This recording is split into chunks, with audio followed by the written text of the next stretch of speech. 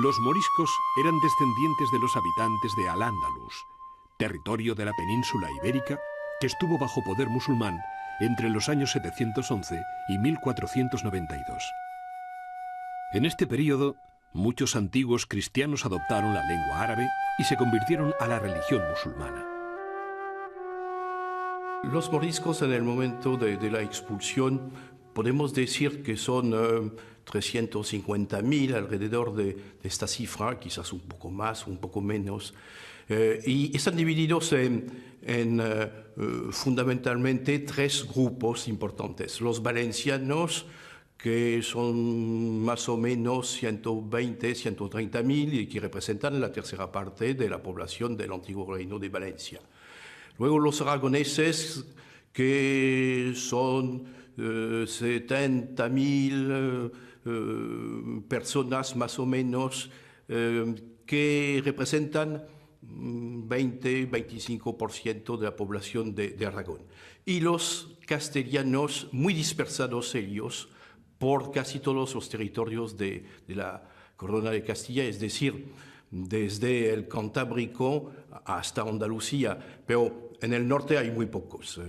Galicia, Asturias, País Vasco no los conocen, pero más al sur sí que son importantes. Hay ciudades con Ávila que tienen una presencia morisca bastante importante de manera relativa, y así todas las ciudades de Castilla la Vieja, de Castilla la Nueva, de Castilla la Mancha de hoy, de Andalucía, de Extremadura, tienen una comunidad morisca.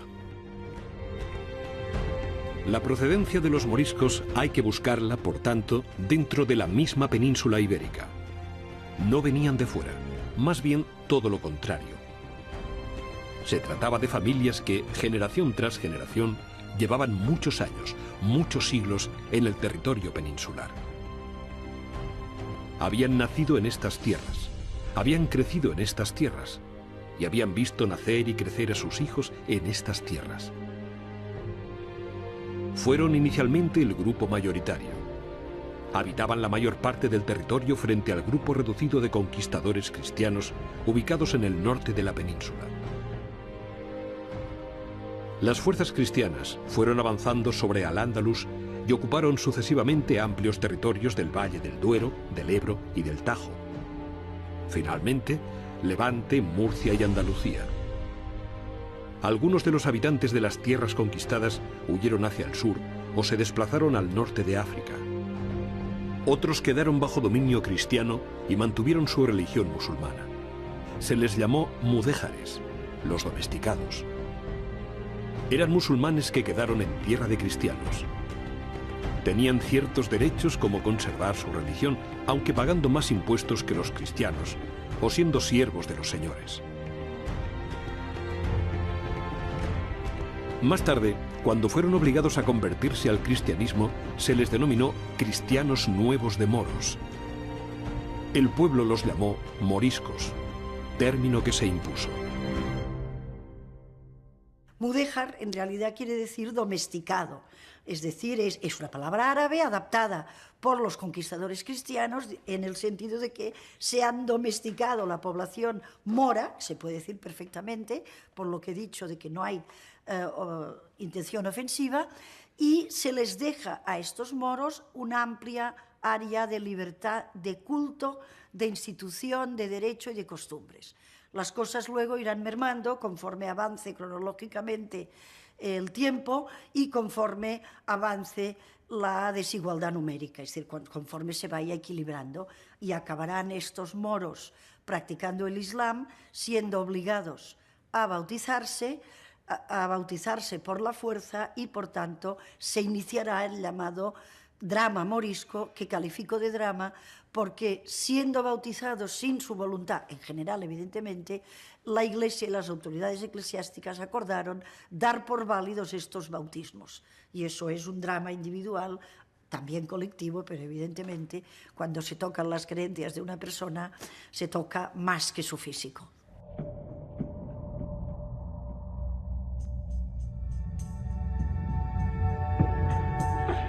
Así, los mudéjares y luego los moriscos, constituyeron una comunidad muy numerosa, mayoritaria, que progresivamente fue minorizada y, más tarde, expulsada. Primero se les había obligado a bautizarse y abandonar sus prácticas religiosas y culturales. Aún así, se les siguió considerando sospechosos. La idea de su expulsión empezaba a tomar forma. Sin embargo, pasó un siglo hasta que se adoptó una decisión definitiva. Uno de los hechos más sobresalientes, más sorprendentes, cuando uno se acerca al fenómeno de la expulsión de los moriscos, es que se trata de una decisión que en principio se toma, o por lo menos se intuye, en el año 1582 y de hecho se retrasa hasta el año 1609. El hecho de que pasen aproximadamente 3 décadas entre una circunstancia y la otra, pues puede llevar a pensar, y de hecho así puede certificarse, que en algunos momentos de ese periodo parece oportuno y pertinente proceder a esta expulsión, mientras que en otro parece, por el contrario, no tener ningún sentido llevar a cabo esta medida. En el año 1609, durante el gobierno del duque de Lerma, valido del rey Felipe III, la medida se adoptó. Ese año se ordenó la expulsión definitiva de los moriscos. Alrededor de 300.000 se vieron obligados a abandonar la península y con ella la mayor parte de sus pertenencias, de sus talleres, de sus cultivos, de sus casas, de sus orígenes. Atrás quedaron muchos años de convivencia, a veces apacible, a veces agitada con los pobladores cristianos. Atrás quedó un amplio y rico legado cultural y científico. Atrás quedó un gran acervo de conocimientos agrícolas y artesanos. Atrás quedó la historia de una expulsión cuyas consecuencias fueron tan amplias como profundas.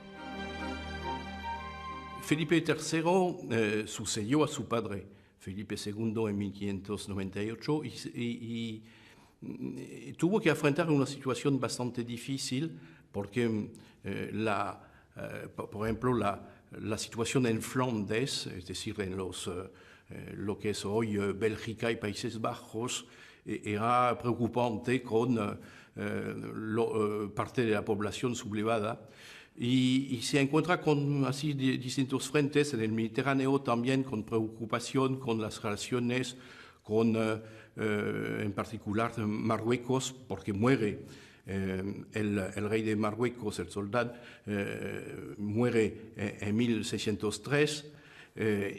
Entonces, una situación bastante compleja y podemos añadir una epidemia de peste particularmente fuerte que azota a casi toda España entre 1597 y 1602. Con lo cual, Felipe III tiene que pensar en una situación difícil cómo mantener la reputación de España. Y es en este marco cuando se examina la posibilidad de expulsar a los moriscos, medida que está en los planes desde hace algún tiempo. Hay partidarios y adversarios y Felipe III se inclinó pronto por la expulsión.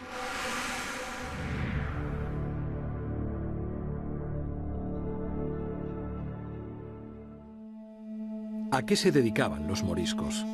¿Había moriscos ricos? ¿Eran todos cristianos? ¿Eran todos musulmanes? ¿Disponían de algún tipo de organización? Los moriscos desarrollaron un universo cultural, tecnológico y científico de gran variedad y riqueza. Su legado perdura todavía tanto en la península como en el norte de África.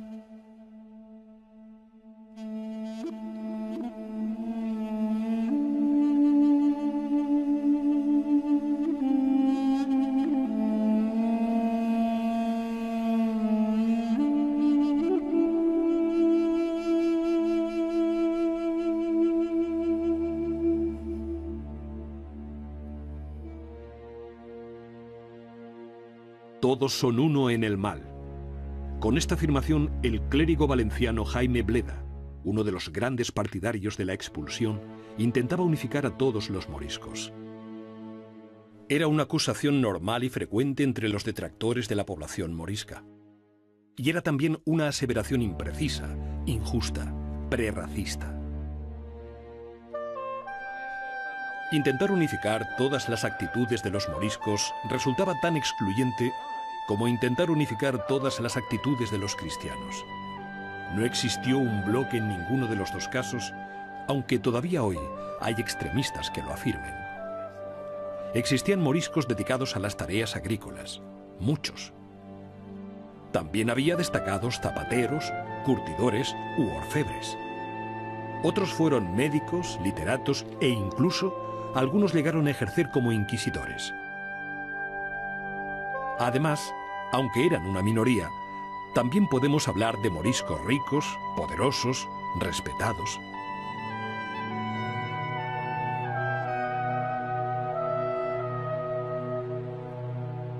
En el Reino de Granada hubo familias que se convirtieron al cristianismo durante el período mudéjar. A través de casamientos, muchos de ellos lograron integrarse en la oligarquía cristiana.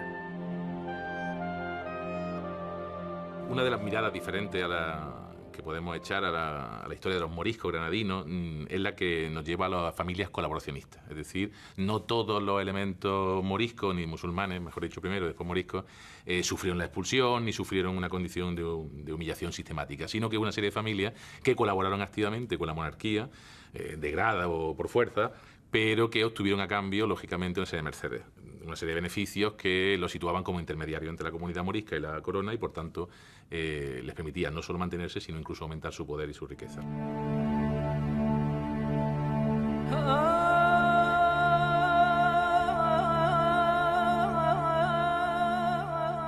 No todos los moriscos eran musulmanes, no todos los moriscos eran cristianos.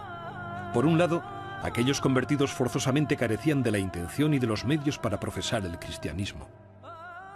Por otro, la constante persecución y la progresiva desaparición de la élite religiosa musulmana produjeron un empobrecimiento de la memoria de la comunidad.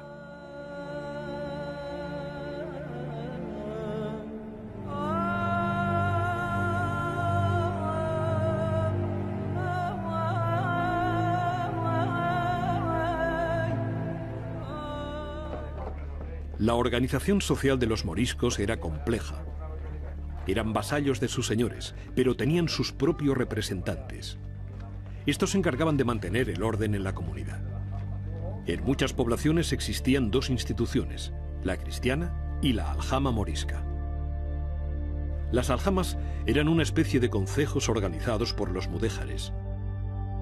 Popularmente se les llamó morerías. Administraban la justicia interna, regulaban los asuntos económicos y de propiedades, canalizaban las relaciones del grupo con la nobleza y, entre otros asuntos, recaudaban los impuestos y las tasas a pagar.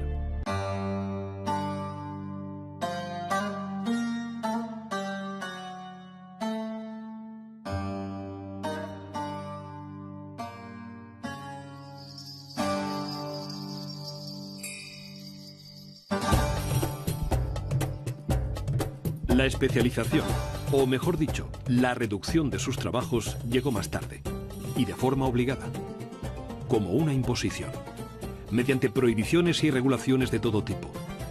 Esta fue la manera en que las autoridades cristianas impidieron a los moriscos desempeñar ciertos oficios. Los artesanos cristianos fueron uno de los grupos profesionales más xenófobos con los moriscos. Su rechazo adquirió mayores dimensiones en las disciplinas profesionales en que los moriscos eran competidores suyos. Incluso intentaron imponer estatutos de sangre en sus cofradías y en sus gremios. El objetivo era claro: impedir la entrada de trabajadores con orígenes no cristianos.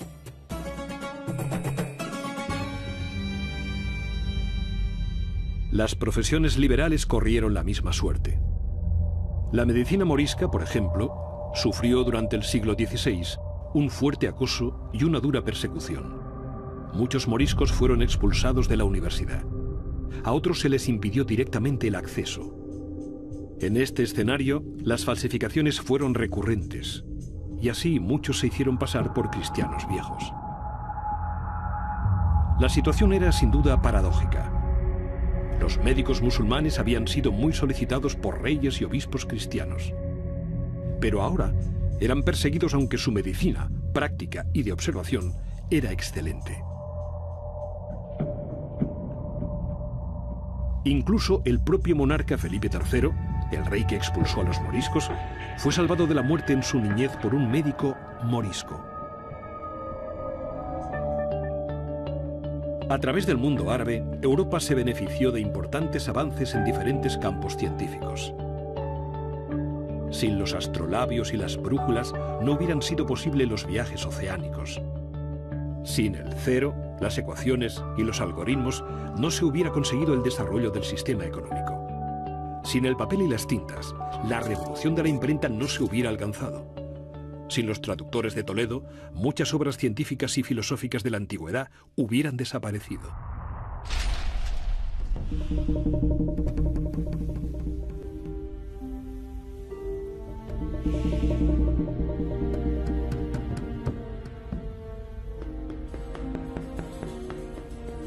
Su aportación se limitó a los trabajos más duros, la construcción y el campo.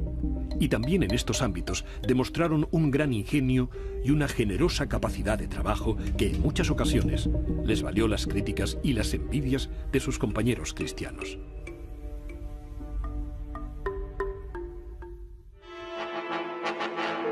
Los nobles eran conscientes del importante aporte de la comunidad morisca. Un dicho castellano apuntaba: quien tiene moro, tiene oro. Es decir, un señor con vasallos moriscos solía acumular grandes riquezas. Era un señor próspero, rico, afortunado. Los marqueses eran muy partidarios de mantener en sus poblaciones a los moriscos porque constituían la base impositiva sobre la que gravaban los impuestos, puesto que los cristianos viejos que traían de Castilla para repoblar otros pueblos estaban exentos de pagar esos tributos, pues para hacerles fácil el venirse a estas tierras.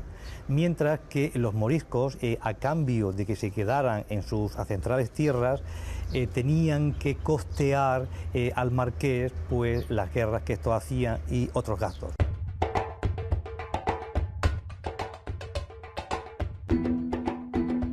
La agricultura fue el trabajo de muchos moriscos. Junto a otros aldeanos, desarrollaron un sofisticado sistema de trabajo comunal. Reparar las acequias, aplanar los caminos, distribuir los riegos, todos colaboraban, todos se beneficiaban.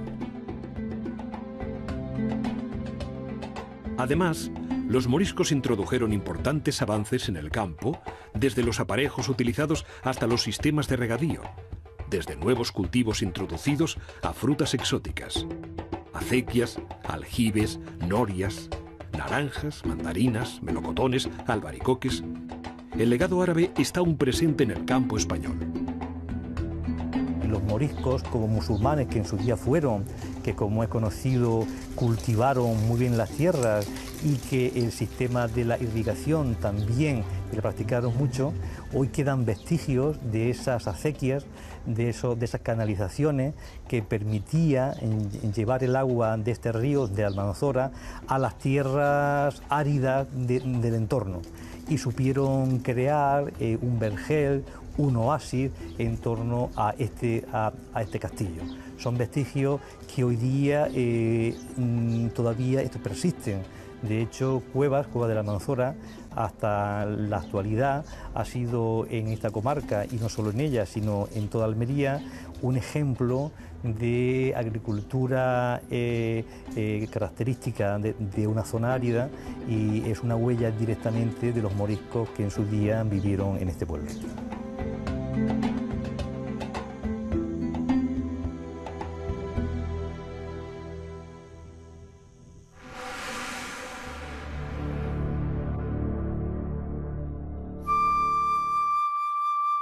Sumergirse en la cotidianidad de una familia morisca es la mejor manera de conocer un conjunto de tradiciones y costumbres tan particulares como interesantes. La cocina morisca respondía a las directrices de una dieta mediterránea exenta de carne de cerdo y de vino. Verduras, hortalizas, aceite, frutos secos y muchas especias que hoy hemos perdido.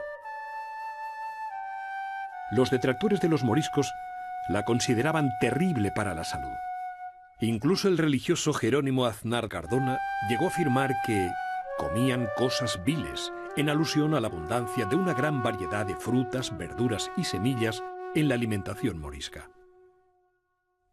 El propio Cardón añade que bebían los aires, es decir, no bebían vino. El uso del aceite estaba muy extendido en la cocina morisca. Uno de los oficios típicos era el de buñolero.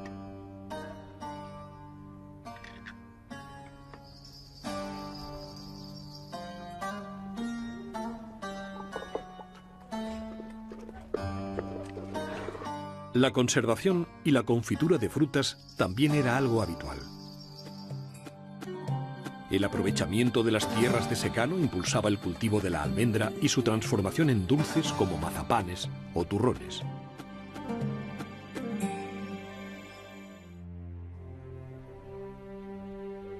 Las charlas o las partidas de ajedrez llenaban gran parte de las horas de esparcimiento de los moriscos.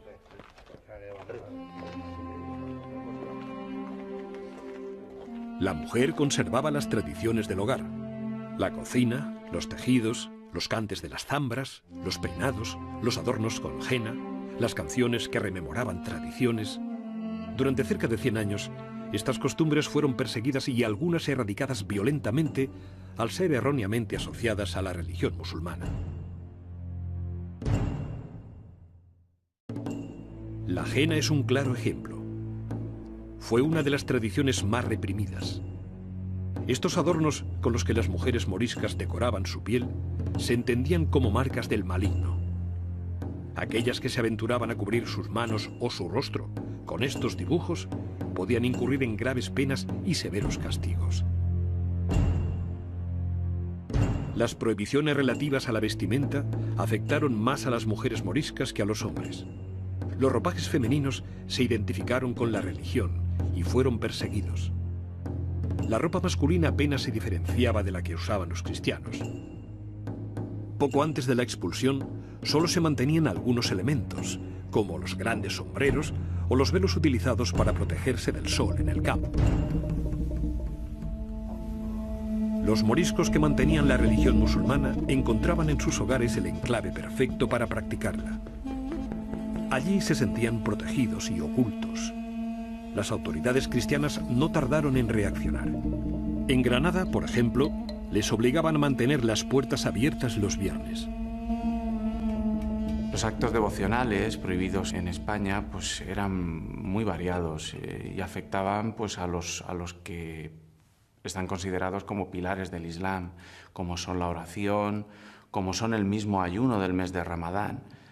Y aunque los musulmanes lo realizaban de una forma privada, íntima, en casa, en las casas, la verdad es que siempre estaban acosados y sentían esa presión muy importante por parte del entorno que les llevaba a hacer unos actos muy simplificados, e incluso el mes de Ramadán pues no tenía todos los componentes que pueda tener un mes de Ramadán de ayuno normal en cualquier espacio del mundo islámico.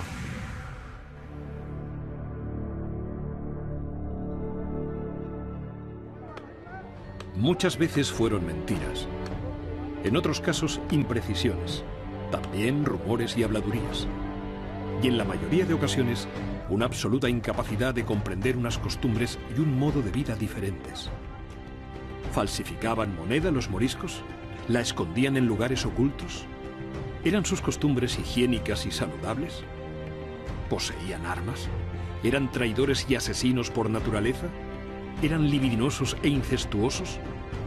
Son muchos los tópicos y los arquetipos que circulaban, y circulan aún hoy, en torno a los moriscos.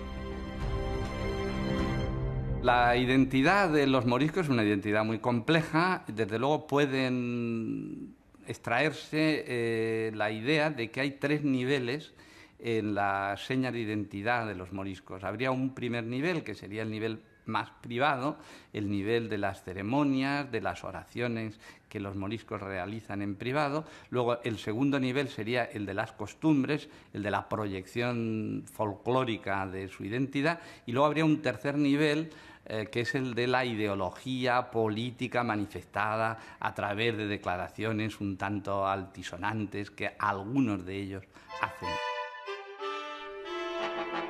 En estos tres niveles, las autoridades encontraron en la comunidad morisca una eficaz excusa y una excelente justificación a todos los problemas del reino.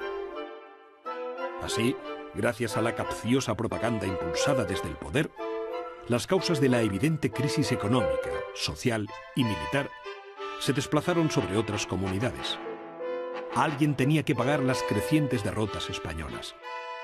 Los moriscos fueron blanco principal de estos ataques, en muchas ocasiones, por muchos motivos, en su mayoría falsos. El miedo a un levantamiento morisco era constante. Por ello, los desarmes también lo fueron, especialmente durante todo el siglo XVI. Así, quedaron indefensos y expuestos a cualquier ataque.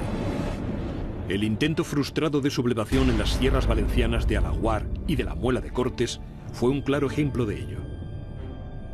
Frente a la potente infantería del ejército español, los moriscos se defendían con piedras, palos y ruedas de molino.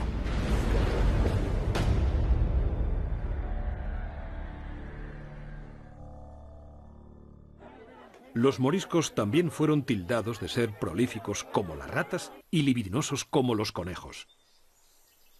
Existía la idea de que tenían más hijos que los cristianos.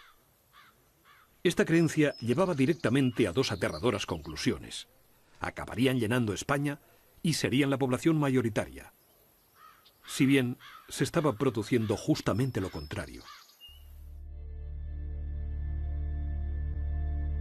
Además, a ello se unían las ideas de que se casaban antes, no tenían clero, no iban a la guerra y no emigraban a las Indias.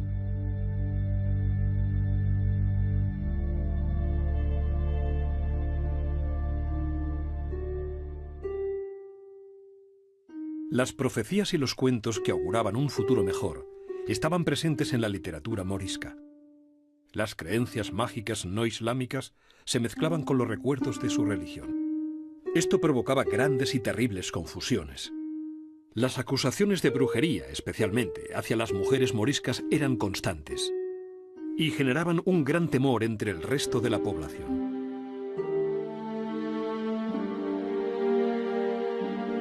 Algunas canciones de cuna de la época así lo muestran, con letras que han llegado hasta la actualidad. Que no venga la mora de dientes verdes, que no venga la mora, ni te despierte.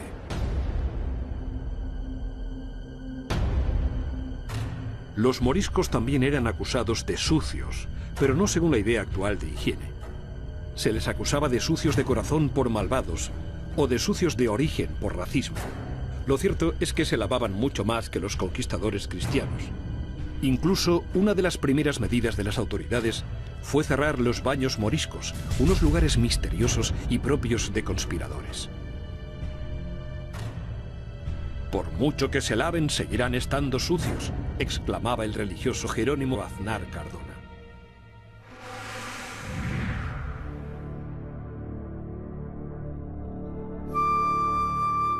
Se les conoce como los libros plúmbeos. Aparecieron enterrados en el Sacromonte granadino. Eran falsificaciones, concretamente unas excelentes y detalladas falsificaciones elaboradas con un sumo cuidado y una gran destreza. Sus autores eran intelectuales moriscos. Mezclaban la religión árabe y la cristiana. Pretendían modificar la historia. Su objetivo era claro: facilitar la comprensión de las tradiciones moriscas por parte de las autoridades cristianas. Los libros plúmbeos fueron una falsificación que hicieron los moriscos entre los años 1595 y 1599, que consistió en una especie de intento de evangelio nuevo, revelado, donde a las verdades cristianas de siempre se añadían una serie de principios de la religión musulmana, con objeto de crear una especie de sincretismo de religiones que justificara la presencia de los moriscos y de alguna forma evitara su posible expulsión, que en ese momento se estaba preparando. Los autores de los libros plúmbeos no consiguieron su objetivo. Sin embargo, los libros plúmbeos son un claro ejemplo de la capacidad y habilidad de la comunidad morisca. El legado cultural de los moriscos fue amplio y variado. Su impronta está presente en ámbitos tan variados como la medicina, la arquitectura o la literatura. Junto a una medicina oculta, se siguió practicando una medicina popular basada en hierbas y compuestos. En muchos casos, esta sabiduría pasó de generación a generación, de madres a hijas. Las mujeres eran, pues, quienes la practicaron. Y este privilegio les valió un duro castigo. Muchas fueron acusadas de brujería. Las formas mudéjares continuaron presentes en la arquitectura morisca. Castillos, palacios e iglesias de todo el territorio de Aragón, Valencia, el Reino de Murcia y Granada fueron edificadas por mano de obra morisca. Sus trabajos están realizados básicamente con ladrillo, adobe, artesonados de madera y decoraciones de yeso. Y fueron también estos materiales los que predominaron en la edificación de sus casas encaladas y dotadas de pocas ventanas.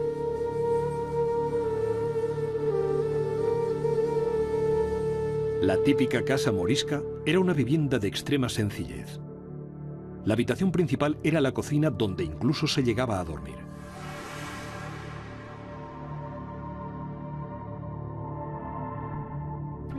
Este estilo de edificaciones, tanto en su concepción como en su apariencia, se puede todavía percibir en muchos pueblos de España. La impronta del estilo morisco sigue latente en sus barrios, en sus calles y en sus viviendas.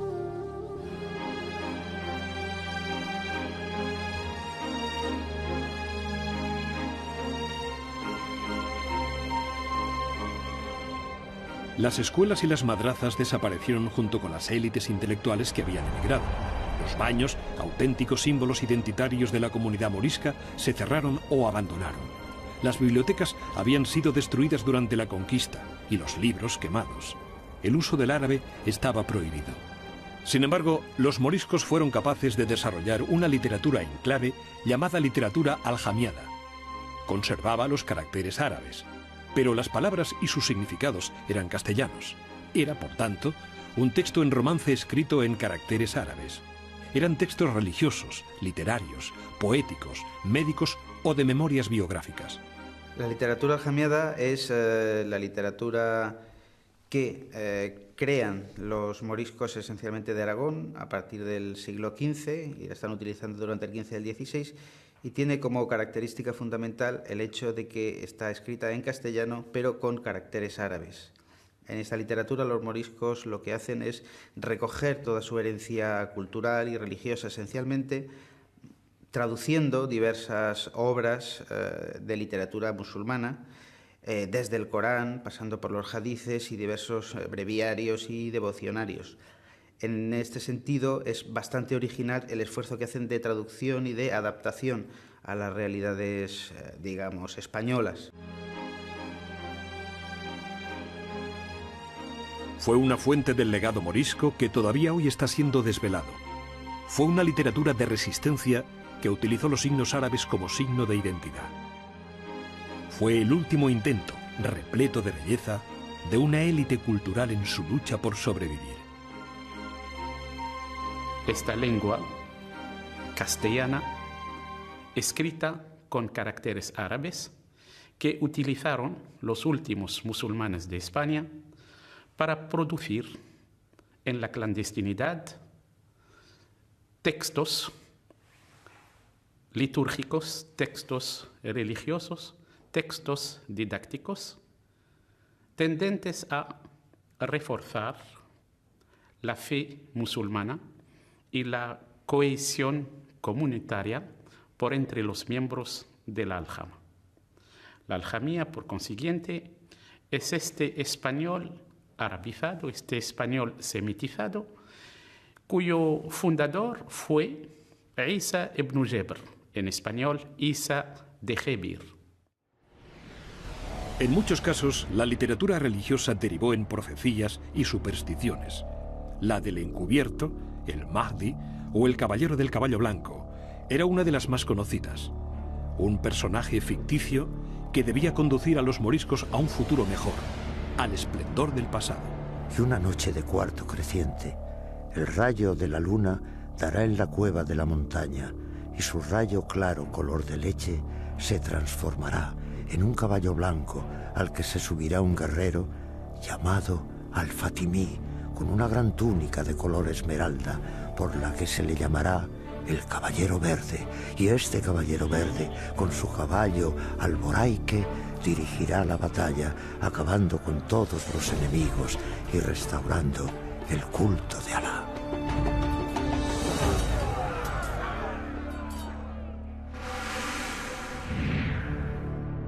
Pero, ¿por qué fueron expulsados los moriscos? ¿Qué hubiera sucedido si la expulsión no se hubiera producido? ¿Se podía haber evitado? Resulta muy complicado, casi imposible, señalar una única causa para explicar la expulsión de los moriscos. Solo la justificación oficial de las autoridades cristianas, esgrimida por una escuela de historiadores hasta la actualidad, podría servir. La imposibilidad de asimilar a la comunidad morisca.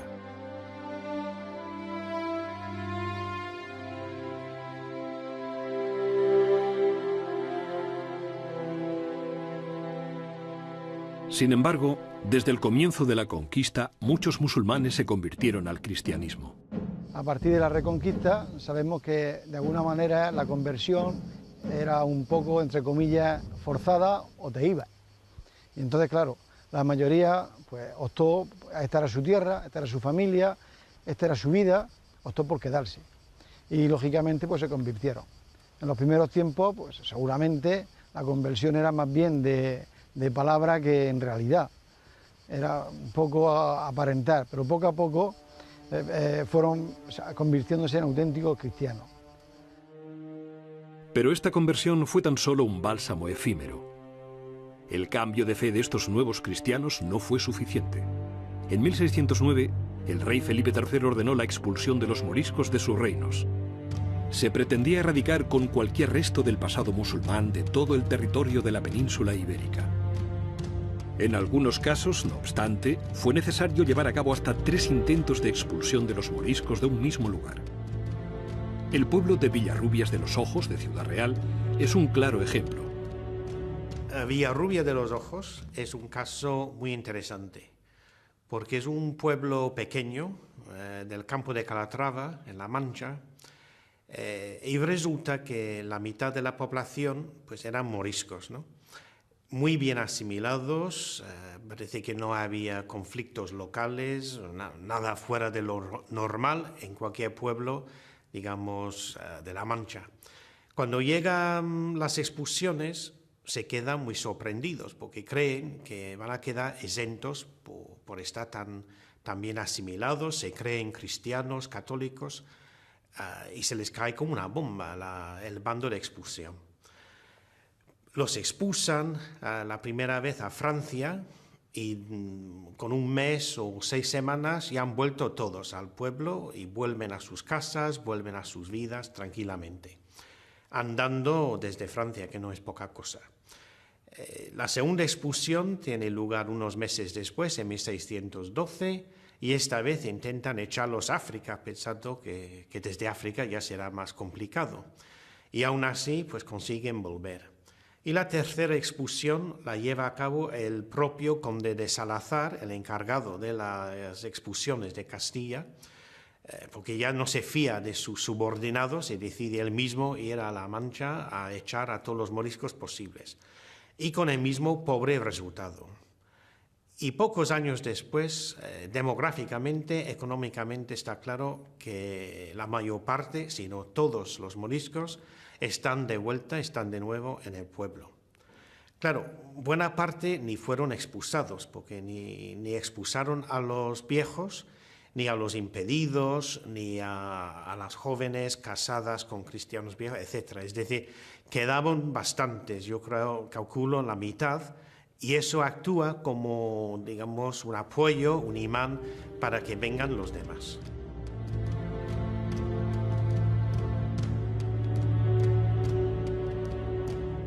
Muchos moriscos del pueblo de Villarrubias de los Ojos nunca se marcharon. Otros simplemente regresaron poco tiempo después. Su asimilación con el resto de aldeanos era total. La población cristiana les apreciaba y su ayuda para burlar el decreto real fue decisiva. Sin embargo, este es tan solo un caso excepcional.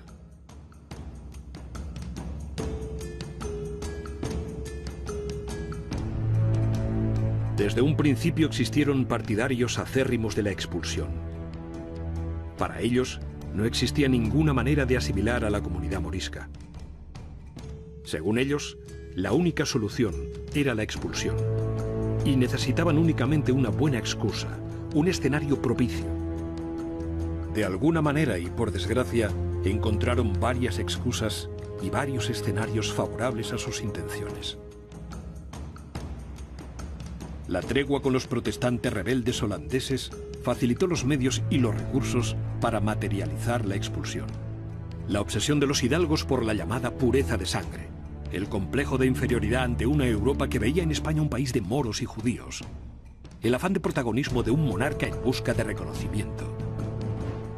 La crisis económica del momento generaba un clima propicio a la expulsión. No olvidemos que incluso los propios moriscos fueron acusados de provocar tal recesión. El miedo a una hipotética y a la vez imposible sublevación armada morisca. La vinculación de los moriscos con el Imperio Otomano, el mayor enemigo de la monarquía hispánica. Estas, junto a otras muchas motivaciones, contribuyeron a generar esta coyuntura antimorisca. Y en abril de 1609, la decisión fue tomada.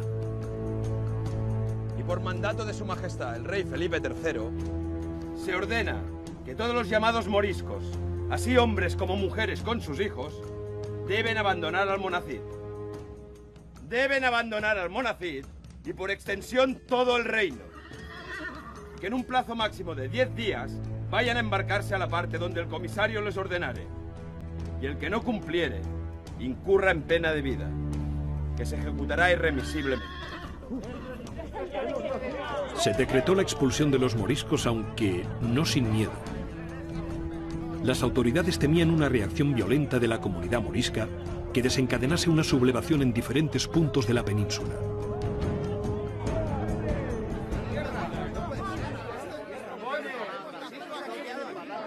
El gobierno de la monarquía tenía realmente miedo a que los moriscos fueran a sublevarse aprovechando la expulsión que se había decretado por Felipe III.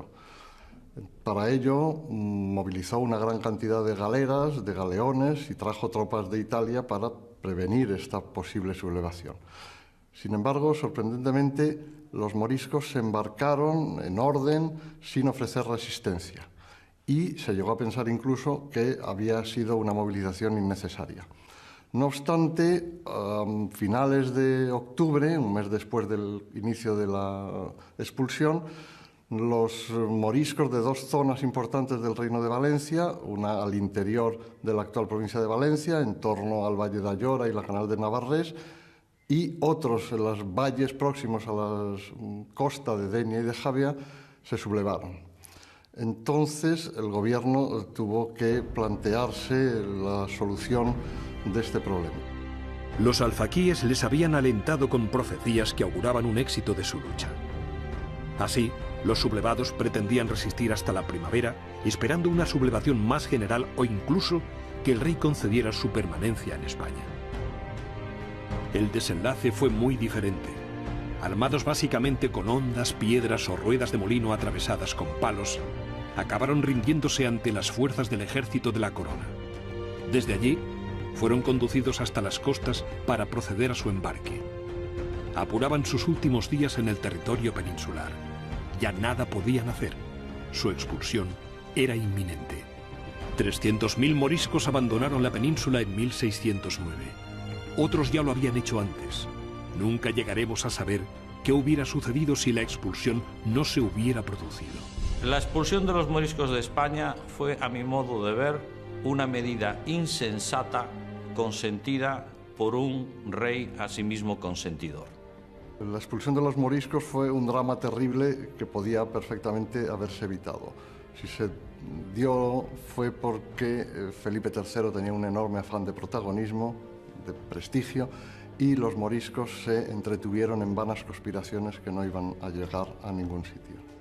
La expulsión, en pocas palabras, es una tragedia humana y al mismo tiempo una pérdida económica y una hemorragia poblacional para la España del siglo XVII. La razón de Estado se impone a la razón a secas. La expulsión de los moriscos desde la historia del enfrentamiento en el Mediterráneo significa que de la península ibérica el mundo español se traslada a lo largo de todo el Mediterráneo y en gran medida el Mediterráneo vuelve a ser nuevamente un mar dominado por las influencias españolas como consecuencia de que los moriscos se instalan a lo largo de todo el mismo.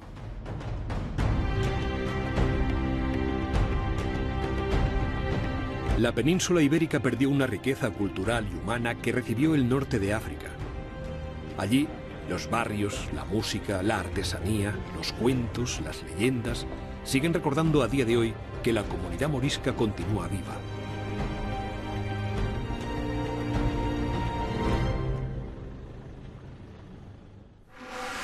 Unos 80.000 moriscos llegaron a la regencia de Túnez. Después de varios desembarcos catastróficos en las playas de Orán, donde la comunidad morisca fue asaltada por tribus nómadas, el poder otomano organizó el recibimiento de los recién llegados. Se crearon barrios nuevos y pueblos enteros para acogerlos.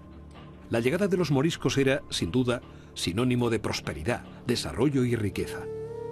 Con su ayuda, se pretendía mejorar la industria, la agricultura y la artesanía de la zona. Lo consiguieron.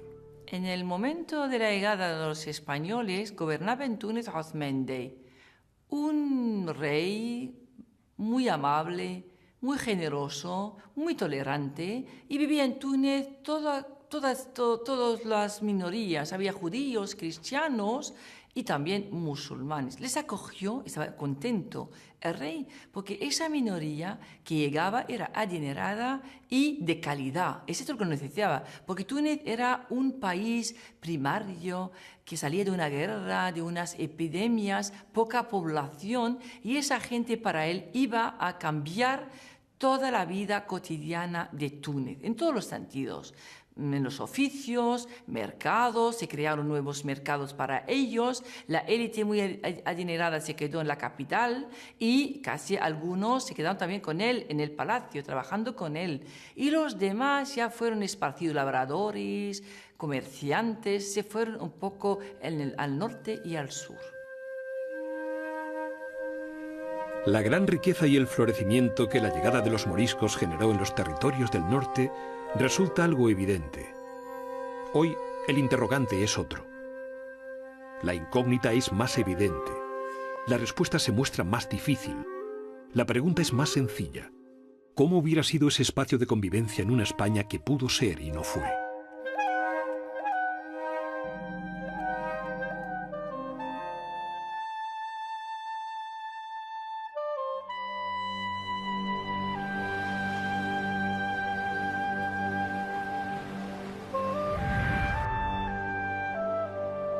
Habría que unir esta medida intransigente de la expulsión de los moriscos con otras muchas que acabaron con el magnífico siglo de oro español. Comenzó una larga decadencia.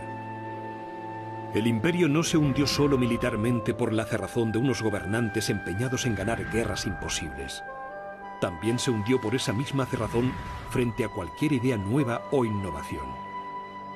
España no fue derrotada, sino que se derrotó a sí misma, reprimiendo y expulsando lo mejor de sus gentes. En las costas, los barcos recogen a los que van a ser expulsados. Extrañamente, las playas están repletas de gente como si se tratara de una fiesta. Los ancianos son llevados en brazos hasta las barcas. Unos gritan de alegría por ir a la tierra prometida, abandonando así un país que los persigue y los condena. Otros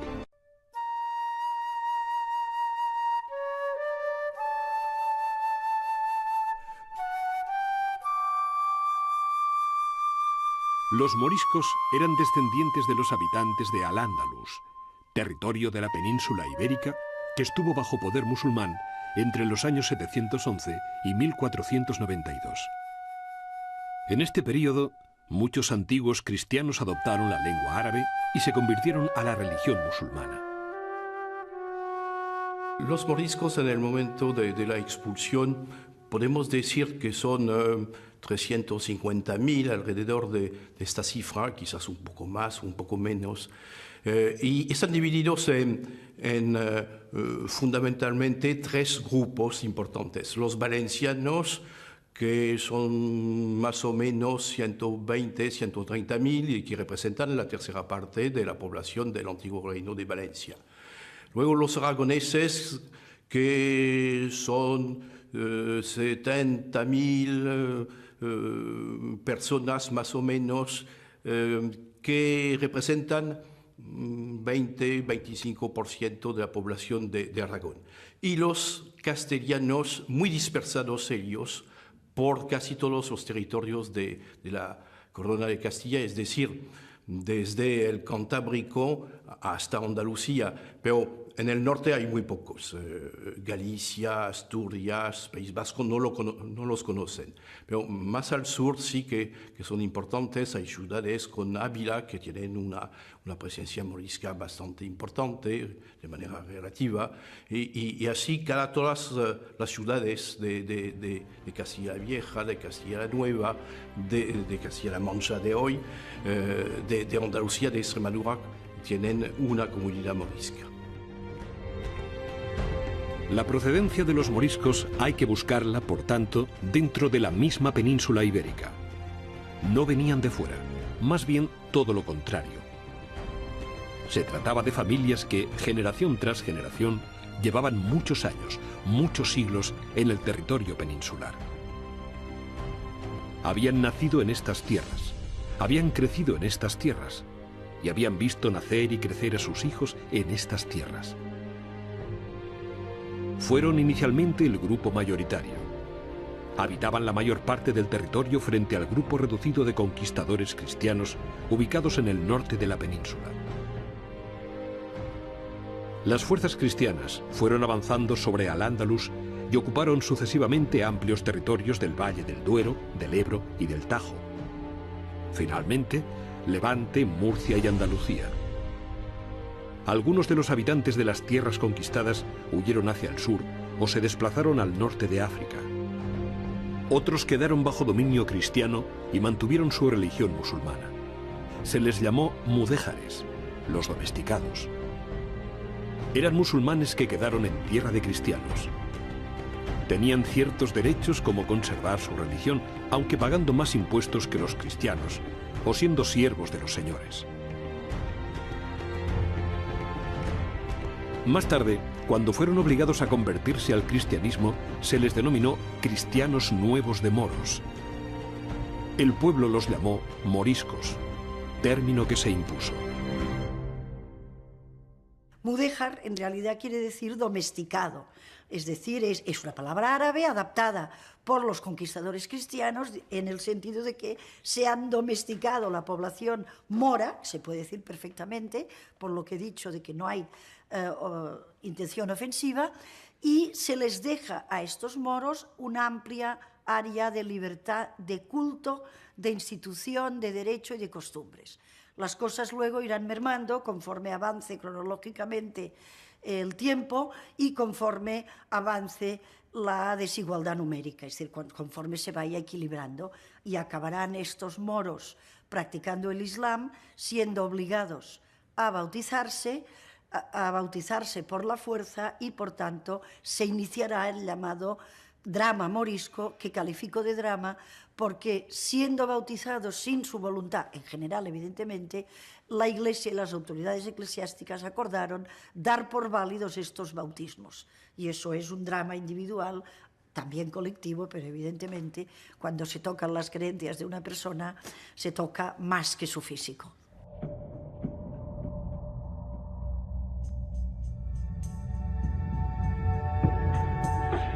Así, los mudéjares y luego los moriscos constituyeron una comunidad muy numerosa, mayoritaria, que progresivamente fue minorizada y, más tarde, expulsada. Primero se les había obligado a bautizarse y abandonar sus prácticas religiosas y culturales. Aún así, se les siguió considerando sospechosos. La idea de su expulsión empezaba a tomar forma.